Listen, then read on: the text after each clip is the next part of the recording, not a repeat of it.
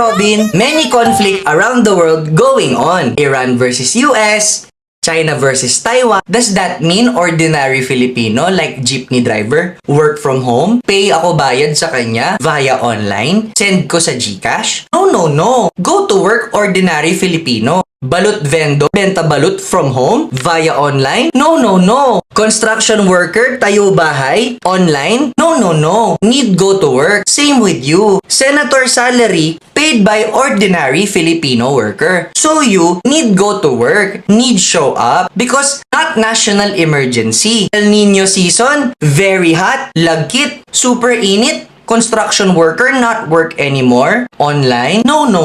Need to show up for work. So you, Senator, even if hot and El Nino, need go to work. Because we, even if hot, we go to work. Okay? Bye-bye, Robin. Good day mga kababayan. Hindi ko alam kung Senate procedure ba talaga ang pinag-uusapan natin o livelihood seminar. Kasi ang issue ay legislative procedure. You know what mga kababayan? What caught my attention was not whether the statement was funny. What caught my attention was how quickly a constitutional and parliamentary issue was reduced into a joke. And that for me is exactly the problem. Ganito ba talaga kababaw ang constitutional analysis? Because even our legal system has already adapted to technology in many ways. Jeepney driver nga pumapasok is not a constitutional provision. Construction worker nga pumapasok is not a legal citation. Ballot vendor nga pumapasok is not a Senate rule. Those are comparisons Gabe Pineda, not legal authorities. Article 6, Section 16 of 3 of the Constitution states, each house may determine the rules of its proceedings. Napaka-importante niyan. Hindi sinasabi ng Constitution that the Senate may determine its rules unless social media disagrees. Hindi rin sinasabi, a procedure becomes unconstitutional kapag mukhang work from home. The Constitution asks a legal question. Therefore, the answer must also be legal. Okay? Kung may tutol sa remote voting, fair enough. Pero ipakita ang legal basis. Anong constitutional provision ang nilalabag? Anong Senate rule ang nilalabag? Anong parliamentary principle ang nilalabag? Okay? So pansinin ninyo mga kaibigan, ang issue ay remote voting. Ang issue ay Senate procedure. Magkaibang usapin po iyan, Gabe Pineda. A jeepney driver performs a transportation function. A construction worker performs a labor function. A ballot vendor performs a commercial function. A senator performs a constitutional function. Okay? Different duties, different responsibilities, different legal frameworks, different governing rules. Kaya Gabe, ang sinasabi mong kung ang jeepney driver hindi pwedeng work from home, bakit senador pwede? Respectfully po, that is not constitutional analysis. Okay? We have already left constitutional analysis and we have entered political theater na. Because constitutional law is not determined by who has the most relatable analogy. Constitutional law is determined by authority, procedure, jurisdiction, rules, and legal basis. Now, no one is proposing that a construction worker build a bridge through Zoom. No one is proposing that a jeepney driver transport passengers through Facebook Messenger. No one is proposing that a ballot vendor sell ballot through a Senate resolution. Those comparisons are emotionally effective but legally irrelevant because a senator performs a constitutional function. A legislative proceeding is a constitutional proceeding and constitutional questions cannot be answered by occupational comparisons. Okay? That is like answering a tax question with a basketball analogy, Gabe. Okay? It may sound clever, but it does not answer the question. It's a funny analogy. Because the issue is not, can a construction worker build a house from home?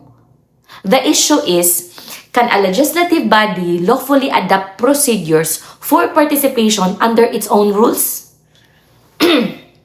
Those are completely different questions. Again, Gabe, remember, a senator is not a construction worker. A Senate session is not a construction site. A legislative vote is not a delivery transaction. Different institutions operate under different legal frameworks. Okay? And let's be honest po, Gabe Pineda, that is analogy ha. An analogy is not law. In fact, one of the biggest mistakes in the public discourse is something called false equivalence. Pinagkukumpara ang dalawang bagay na magkaiba ang legal nature na parabang pareho sila. Mukha silang pareho, pero hindi sila pareho sa batas.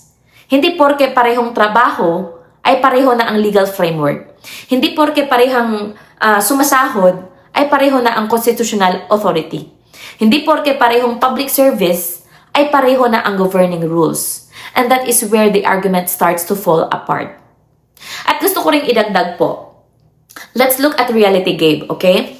Today, many legal proceedings already allow remote participation in certain circumstances. Sa panahon ngayon, ang legal system mismo ay gumagamit na ng technology.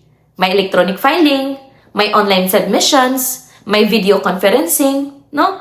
Virtual hearings exist too in various courts and administrative proceedings o may virtual appearances sa iba't ibang proceedings kapag pinapayagan ng applicable rules. Okay? So government agencies conduct remote conferences and proceedings. The legal system itself has evolved in some areas through technology. However, that does not automatically mean every form of remote participation is valid. But it also means that remote does not automatically equal illegal. Those are not the same thing. Okay? At mga kababayan, dito ako medyo nag-alala. Kasi parang mas interesado na tayo kung ano ang viral kaysa kung ano ang tama. Mas interesado tayo sa punchline kaysa legal basis. Mas interesado tayo sa applause kaysa analysis. At dito pumapasok ang biblical principle. Hosea chapter 4 verse 6 says, "My people are destroyed for lack of knowledge." Napakailalim niyan. Hindi sinasabi, "My people are destroyed for lack of memes." Hindi sinasabi, "My people are destroyed for lack of jokes." Hindi rin sinabi, "My people are destroyed for lack of viral content." Ang sinabi, lack of knowledge. Because a society becomes vulnerable when serious issues are reduced into entertainment. Kapag constitutional question, constitutional answer ang kailangan. Kapag legal issue, legal basis ang kailangan. Kapag parliamentary issue, parliamentary analysis ang kailangan. Hindi slogan, hindi simplification, hindi oversimplification. Because wisdom begins when slogans end. At para sa akin, iyon ang tunay na issue.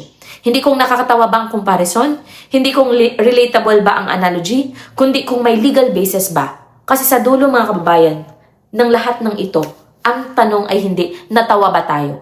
Ang tunay na tanong ay napatunayan ba? That is my reflection.